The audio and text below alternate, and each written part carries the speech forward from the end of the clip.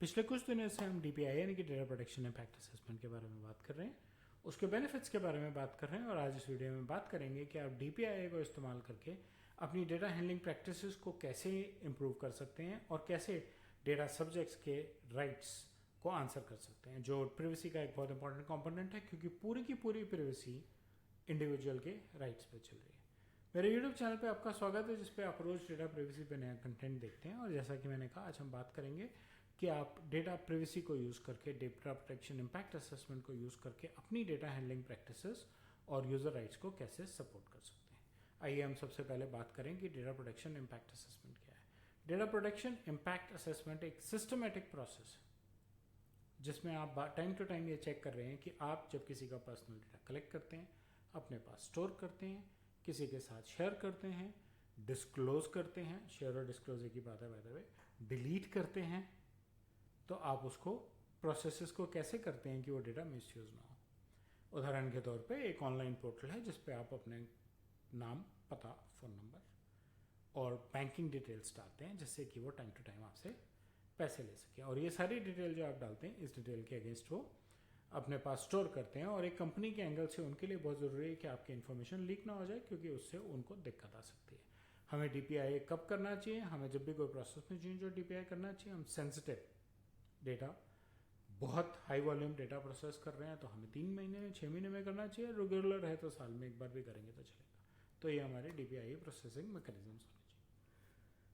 अब बात आती है कि DPI करके आप कैसे अपनी डेटा हैंडलिंग प्रैक्टिसेस को इम्प्रूव कर रहे हैं, बेटर डेटा मैनेजमेंट कर रहे हैं। कैसे कर रहे हैं? मैं अनऑथराइज एक्सेस को ब्लॉक कर रहा हूँ। मेरी लॉजिस्टिक्स की टीम को कस्टमर से लिए ऑर्डर को डिलीवर करने के लिए उसका नाम, पता और फ़ोन नंबर चाहिए। मेरी फाइनेंस टीम को ये जानना है कि जो क्रेडिट कार्ड से पेमेंट आई है वो किसकी है, उसको नाम, कस्टमर ID और क्रेडिट कार्ड इन्फॉर्मेशन चाहिए। तो मुझे अपने सिस्टम्स को इस हिसाब से सेट करना चाहिए कि सही आदमी सही डेटा को एक्सेस कर रहा है, कोई उधर उधर नहीं जा रहा है। मेरी स्टोरेज बहुत एब्सोल्युटली सिक्योर है।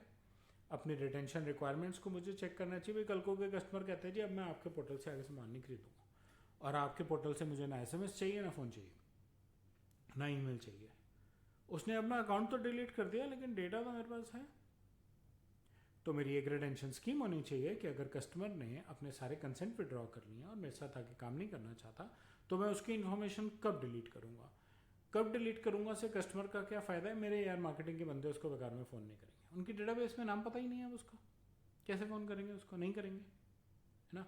नहीं फ़ोन करेंगे तो क्या होगा? वो कस्टमर इस चीज़ से खुश होगा कि आपने उसकी बात मान ली और आपने उसको तंग नहीं किया। ये बहुत इंपॉर्टेंट एस्पेक्ट्स हैं कस्टमर के, आपकी डेटा हैंडलिंग पॉलिसीज़ के और प्रैक्टिसेस के, कि आप अपने डेटा को ऐसे हैंडल कर रहे हैं कि गलत आदमी डेटा एक्सेस नहीं कर पा रहा, और वो गलत तरीके से या कस्टमर की इच्छा के विरुद्ध कस्टमर को तंग नहीं कर रहा है।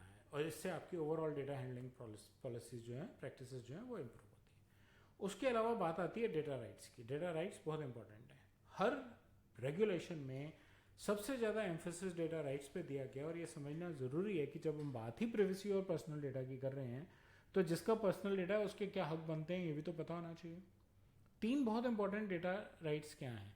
डेटा एक्सेस, डेटा की करेक्शन और डेटा को डिलीट करवाना। हमने पहले भी बात की, डेटा डिलीट करने की क्या कारण हो सकता है, कस्टमर क्यों मांग रहा होगा कि मेरा डेटा आप डिलीट कर दीजिए। अब एक कस्टमर कह रहा है मुझे मेरा डेटा एक्सेस करना है, तो क्या मैं उसको सारा डेटा दिखा दूंगा? नहीं, एक मैकेनिज्म होना चाहिए कि वो सिर्फ अपना डेटा देख सके। उसके पास एक तरीका होना चाहिए कि वो खुद करेक्ट कर ले, या मेरे सिस्टम में ऐसे कॉल लिखा है कि मैं एक टाइम फ्रेम के अंदर उसका डेटा उसको करेक्ट करके दिखा सकूं।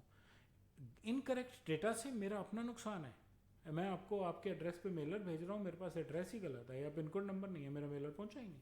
कुरियर वाले ने पैसे भी ले लिए और मेलर भी नहीं पहुंचा, है ना। और मार्केटिंग और सेल्स वाले सोचते रहे हमने 1000 मेलर भेजे थे, पहुंचे तो 200।